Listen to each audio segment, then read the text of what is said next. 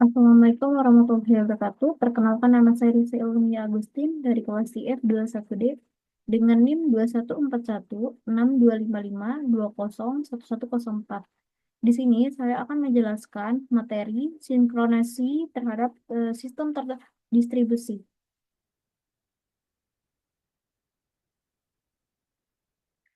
Overview, tujuan dari sinkronasi, yaitu sistem tersebar sebenarnya adalah proses-proses yang berkolaborasi atau bekerja sama. Sebelumnya telah dibahas komunikasi yang merupakan dasar kesemuanya, dibahas juga penamaan yang penting untuk sumber daya berbagi, dan sekarang akan dibahas isu sinkronasi. Sinkronasi sendiri diperlukan baik di sistem tunggal atau sistem terdistribusi dengan alasan yang sama. Tujuannya itu eh, mahasiswa memahami apa itu sinkronasi dan pentingnya sinkronasi pada sistem terdistribusi. Lalu kedua, mahasiswa juga mengetahui secara singkat teknik-teknik sinkronasi disertai kondisi-kondisi untuk menerapkan teknik-teknik tersebut. Definisi. Di sini sinkronasi itu proses pengaturan jalannya beberapa proses pada saat yang bersamaan. Tujuan utamanya sinkronasi yaitu menghindari terjadinya inkonsistensi data karena pengaksesan oleh beberapa proses yang berbeda. Mutual exclusion serta untuk mengatur urutan jalannya proses-proses sehingga dapat berjalan dengan lancar dan terhindar dari deadlock and starvation. Sinkronasi umumnya dilakukan dengan bantuan perangkat sinkronasi penyelesaian terhadap masalah ini. Sangat penting karena berkembangan teknologi sistem komputer menuju ke sistem multiprocessing, terdistribusi, dan paralel yang mengharuskan adanya proses-proses konkuren. Sinkronasi clock. Algoritma untuk sinkronasi dalam sistem terdistribusi memiliki beberapa sifat. Yang pertama, informasi yang relevan tersebar di beberapa komputer, lalu keputusan pembuatan proses hanya berdasarkan informasi lokal, dan ketiga, peristiwa kegagalan dengan penyebab tunggal di dalam sistem harus dihindarkan. Tidak tersedianya clock atau sumber waktu global yang akurat. Sinkronasi merupakan bagian penting untuk kerjasama dalam pemakaian sumber daya berbagi, sharing research, lalu pengurutan kejadian, kesepakatan clock tersebar. Contoh tidak adanya kesepakatan clock global. Berikut adalah contohnya. Gambar ini menggambarkan bahwa bila waktu pada output 0 adalah 2144, kemudian source code-nya dimodifikasi di komputer lain yang clock-nya lebih lambat, sehingga waktu source code adalah 2143. Karena source code memiliki waktu yang lebih lama daripada file objeknya, maka em, menggunakan maka make tidak akan melakukan rekompilasi. Sinkronasi straightforward, cara yang paling mudah untuk menentukan waktu adalah dengan bertanya langsung ke server waktu Universal Coordinate Time atau UTC. Hanya saja banyak perbedaan dalam request. Karena waktu merupakan dasar dari cara orang berpikir dan akibat tidak adanya sinkronasi cloud juga sangat dramatis. Seperti yang dilihat pada contoh sebelumnya, sehingga wajar saja bila dalam pembahasan sinkronasi dimulai dengan pertanyaan sederhana. Mungkinkah sinkronasi semua clock yang ada dalam sistem tersebar? Yang pertama itu clock logika, di mana boleh dikatakan semua komputer memiliki rangkaian pencatat waktu. Walaupun penggunaan kata clock sudah meluas, kata yang lebih tepat adalah timer untuk merujuk komponen dari rangkaian tersebut. Timer ini menggunakan crystal quartz sebagai sumber frekuensinya, walaupun frekuensi pada osilator kristal biasanya stabil, tetap saja tidak mungkin menjamin bahwa semua kristal yang bekerja berbagai komputer memiliki frekuensi yang persis sama. Selalu ada sedikit perbedaan yang terjadi dan mengakibatkan perbedaan walaupun pula yang disebut clock skew. Berbagai algoritma telah dikembangkan untuk menangani sinkronasi clock dan beberapa akan dibahas berikut ini. Algoritma Lamport. Menurut Lamport, sinkronasi clock tidak harus dilakukan dengan nilai mutlak clocknya. Karena yang diperlukan dalam mensinkronasi proses-proses adalah urutan proses tersebut. Jadi, yang dipentingkan adalah konsisten internal clock. Bukan apakah clock tersebut harus sama persis dengan waktu real. Clock jenis ini biasanya disebut clock logika. Pengurutan peristiwa. Sejumlah problem yang penting akan terpecahkan bila pengurutan peristiwa yang jelas dapat dibuat, bahkan bila waktu realnya tidak diketahui. Untuk mensinkronasi clock logika, Lamport mendefinisikan relasi yang disebut happen before. Ekspresi A to B dibaca A terjadi sebelum B. Dan artinya semua proses sepakat bahwa kejadian pertama adalah A diikuti sesudahnya kejadian B. Relasi happen before dapat diamati langsung dalam dua situasi. Bila A dan B adalah kejadian event dalam proses yang sama dan A terjadi sebelum B, maka A to B adalah true. Bila A adalah kejadian dari sebuah pesan yang dikirim oleh sebuah proses dan B adalah kejadian di mana pesan tersebut diterima oleh proses lain, maka A to B adalah true juga. Ini ada gambar sinkronasi clock logika dengan Lamport. Bila A adalah kejadian dari sebuah pesan yang dikirim oleh sebuah proses dan B adalah kejadian di mana pesan tersebut diterima oleh proses lain, maka A to B adalah true juga. Pada gambar A tampak 3 buah sistem dengan clock masing-masing yang bekerja dengan laju yang berbeda, dan gambar B clock sistem dikoreksi dengan algoritma Lamport. Cara untuk menetapkan waktu ke semua kejadian dalam sistem tersebar tergantung pada kondisi berikut. Bila A terjadi sebelum B di proses yang sama, CA kurang dari CB. Bila A dan B mewakili kejadian pengiriman dan penerimaan pesan, maka CA kurang dari chain B. Untuk semua kejadian A dan B, CA dan CB. Clock bisik. Pada beberapa sistem, waktu clock aktual menjadi penting, contohnya real-time system. Untuk sistem yang diperlukan clock fisik eksternal karena alasan efisiensi dan redundansi, clock fisik jamak biasanya digunakan. Yang mengakibatkan ada dua masalah muncul: bagaimana mensinkronasikan eksternal clock tersebut dengan clock sebenarnya.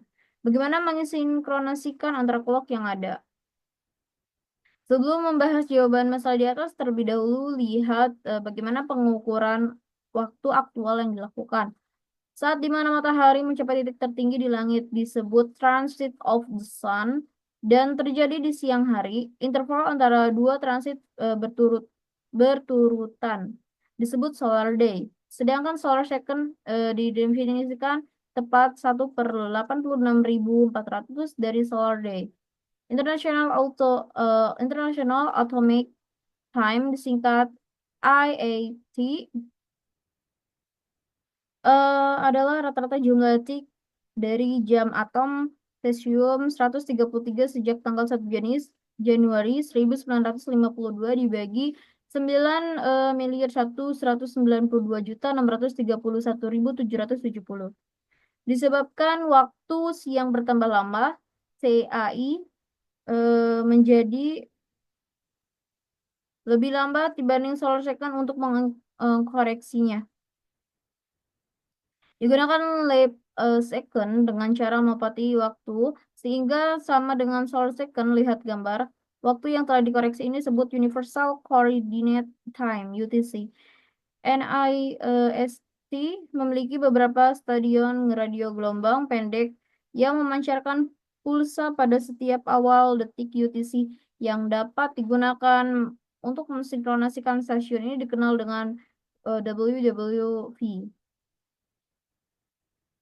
Algoritma sinkronasi clock. Frekuensi clock logika tergantung dari nilai-nilai dimuat ke counter. Nilai ini yang menentukan resolusi clock. Interval waktu yang lebih kecil dari resolusi tidak dapat dibedakan. Laju penggeseran clock adalah perubahan offset antara clock dengan nominal referensi ideal per unit. Waktu yang diukur di referensi clock hardware hanya berupa nilai di dalam register, seperti nilai 32 bit yang kelak di rollover. Penanganan dilakukan dengan mengubah konstanta yang ditambahkan untuk memperoleh clock software yang biasanya berkisar di orde mikrodetik atau milidetik dari tanggal yang disepakati. Algoritma Christian. Jadi algoritma Christian bila sebuah mesin memiliki penerimaan WWP sehingga dapat berfungsi sebagai time server secara periodik, setiap mesin pengiriman pesan ke time server menanyakan waktu terkini quotes. Algoritma Berkeley. Algoritma Berkeley digunakan untuk mensinkronasikan clock relatif terhadap clock algoritmanya, clock lainnya, dan bukan terhadap master clock tertentu. Algoritma rata-rata berbeda dengan metode sebelumnya yang terpusat, maka metode ini mensinkronasikan clock dengan cara desentralisasi. Cara kerjanya dengan membagi waktu ke dalam interval resinkronasi yang lebarnya tetap.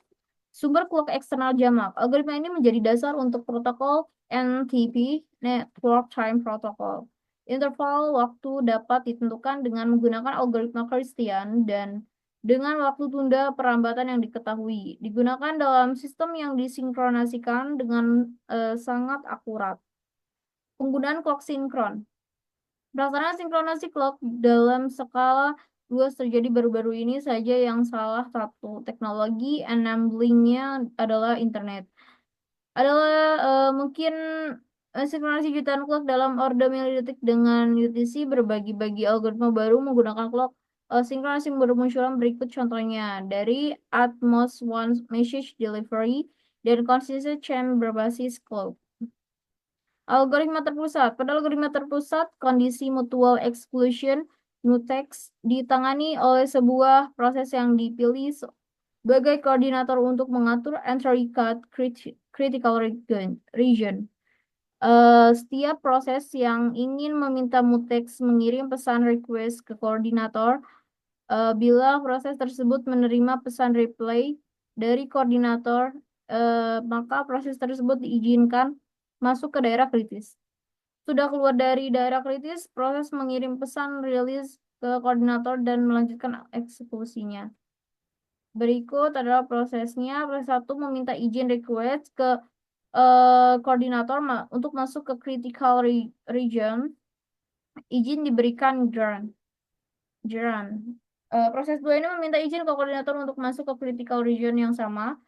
Koordinator tidak menjawab. Lalu yang C ini, bila proses 1 keluar dari critical region, proses tersebut memberitahu rilis koordinator yang kemudian mengizinkan proses 2.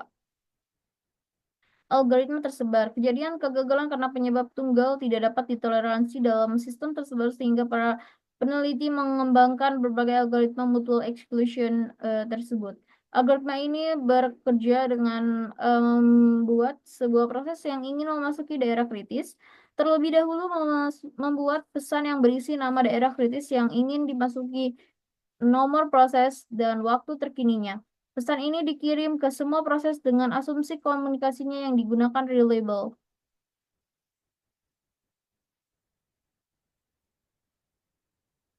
Di sini ada algoritma bully. Bila sebuah proses mendapatkan koordinator tidak lagi menanggapi request yang dikirim, maka proses pemilihan akan diinisiasi. Proses P mengadakan pemilihan sebagai berikut. P mengirim pesan election ke semua proses dengan nomor proses yang lebih besar. Bila tidak ada tanggapan proses, P memenangkan pemilihan ini dan menjadi koordinator. Namun bila salah satu proses dengan nomor yang lebih tinggi menjawab, proses tersebutlah yang akan mengambil alih proses pemilihan.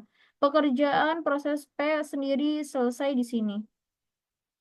Berikut adalah alur algoritma pada bully. Gambar prosesnya pemilihan dengan algoritma bully. Lalu sini algoritma ring. Algoritma ring ini berbasis ring tanpa token dengan persyaratan bahwa setiap proses harus sudah berurutan baik secara logika ataupun fisik. Bila sebuah proses mendapatkan koordinatornya tidak berfungsi, maka pesan election yang berisi nomor prosesnya dikirim ke proses berikut yang lebih tinggi nomornya. Berikut adalah contoh dari algoritma ring. Di sini ada deadlock adalah suatu kondisi di mana terdapat dua proses atau bahkan lebih dalam antrian proses yang lain untuk melepaskan research yang sedang dipakai.